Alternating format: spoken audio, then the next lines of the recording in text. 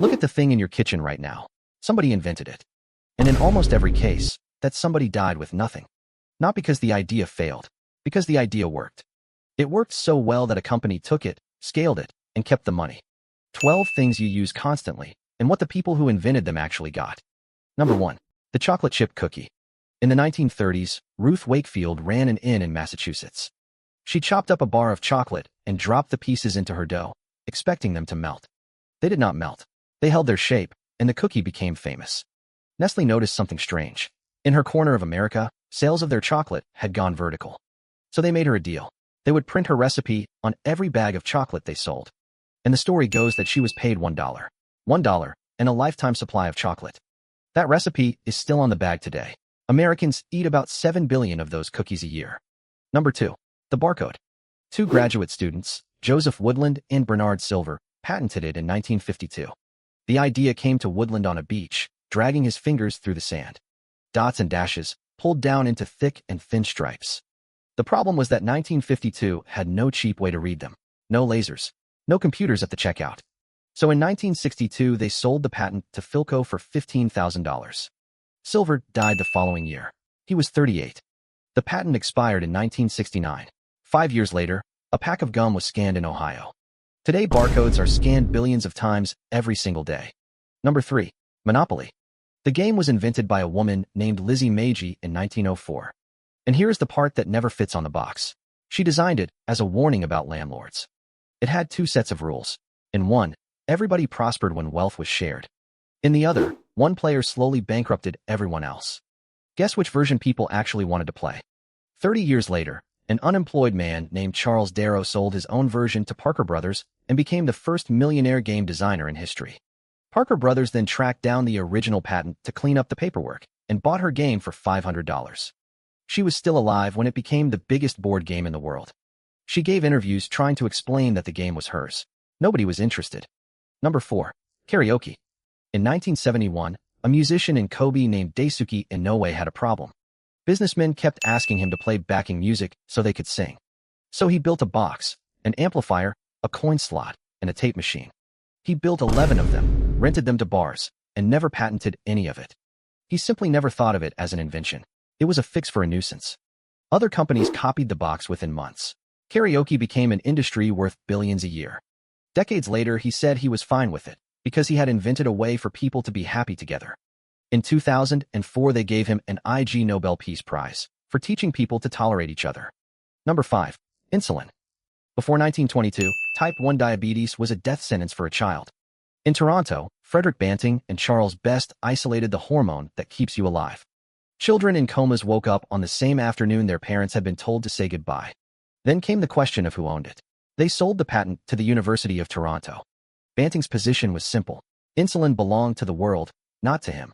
100 years later, insulin is one of the most notorious prices in American medicine. The molecule was given away. The manufacturing was not. Companies patented the delivery, the formulation, the pen, the process. He gave it away to stop exactly this. Number 6. The coffee pod. John Sylvan invented the K-Cup because his office coffee was terrible. One serving, sealed, no pot sitting on a hot plate all morning. Investors were not interested for years. Sylvan burned out, ran out of money, and wanted out. In 1997, he sold his stake for $50,000. 19 years later, Keurig sold for around $14 billion. Sylvan has said he does not even own one of the machines, and that he sometimes wishes he had never made it. Roughly 40 billion pods go into landfill in a year. Number 7. Television. Philo Farnsworth grew up on a farm with no electricity. He was plowing a potato field when he worked out how to scan an image in rows, exactly like the furrows. He was 14 years old. At 21, he transmitted the first electronic television picture. Then he ran into RCA, the company that ran American broadcasting. They fought him in patent courts for years.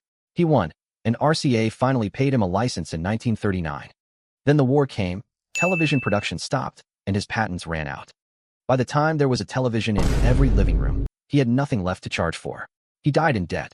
In 1957, he went on a game show as a mystery guest, and the panel had to guess what he had done. Nobody on national television recognized the man who invented television. Number 8. The wiper that pauses. Robert Kearns lost most of the sight in one eye when a champagne cork hit him on his wedding night. Years later, driving in light rain, He thought about how an eye blinks, not constantly, but on a delay. So he built a wiper that paused between strokes and showed it to Ford. They took the demonstration, and then they stopped returning his calls. A few years later, intermittent wipers appeared on their cars. Kearns sued and sued. The case took over a decade, and it swallowed his life. He represented himself in parts of it. His marriage ended. He had a breakdown. In 1990, he won $10.2 million from Ford, and later almost $19 from Chrysler. Ford had offered him a settlement early on, and he turned it down. He did not want a check with no admission attached. Number 9. The 3-point seatbelt.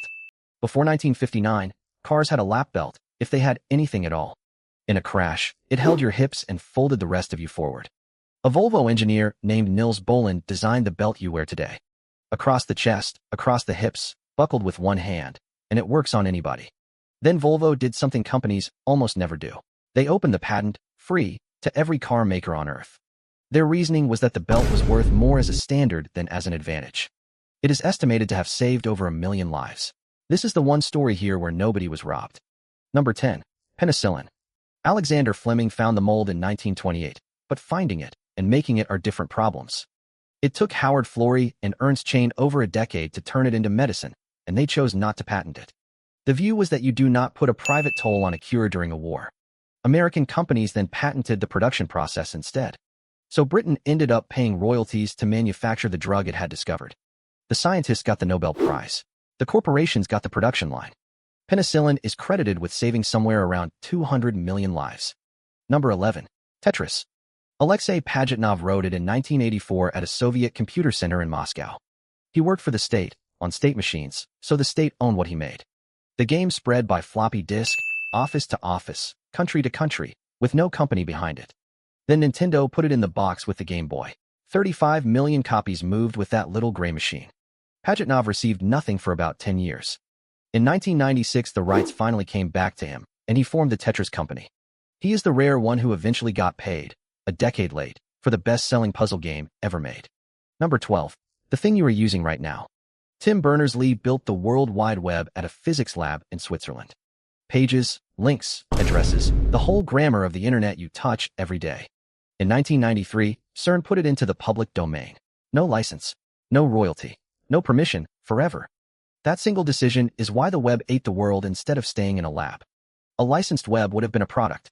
A free one became infrastructure. The companies built on top of it are worth trillions. He was knighted, not enriched. And it keeps happening, faster than any list can hold. The woman who invented the modern windscreen wiper watched her patent expire before cars became common. The engineer behind the first digital camera worked for the company that shelved it. The man who drew the most famous logo in sportswear was paid $35 for it. Inventing is one skill. Owning is a completely different one. So here is the one who broke the pattern. Lonnie Johnson was a NASA engineer working on spacecraft systems. He was testing a heat pump in his bathroom when a jet of water shot across the room. He looked at it and thought, that is not a heat pump. That is the best water gun ever made. But here's the difference. He was an engineer who understood patents. When the royalties did not add up, he did not shrug. He sued. In 2013, he was paid around $73 million. 2 of these people gave their invention away on purpose, and both times the world got better faster. Most of the others simply lost it. The thing on your desk had an inventor, and there is a decent chance they never saw a cent for it. Which one of these made you angriest? Tell me below. Inventing is one skill. Owning is a completely different one. So here is the one who broke the pattern. Lonnie Johnson was a NASA engineer working on spacecraft systems. He was testing a heat pump in his bathroom when a jet of water shot across the room. He looked at it and thought, that is not a heat pump. That is the best water gun ever made. But here's the difference. He was an engineer who understood patents. When the royalties did not add up, he did not shrug. He sued. In 2013, he was paid around $73 million. 2 of these people gave their invention away on purpose, and both times the world got better faster. Most of the others simply lost it. The thing on your desk had an inventor, and there is a decent chance they never saw a cent for it. Which one of these made you angriest? Tell me below. When the royalties did not add up, he did not shrug. He sued. In 2013, he was paid around $73 million. 2 of these people gave their invention away on purpose, and both times the world got better faster. Most of the others simply lost it. The thing on your desk had an inventor, and there is a decent chance they never saw a cent for it. Which one of these made you angriest? Tell me below.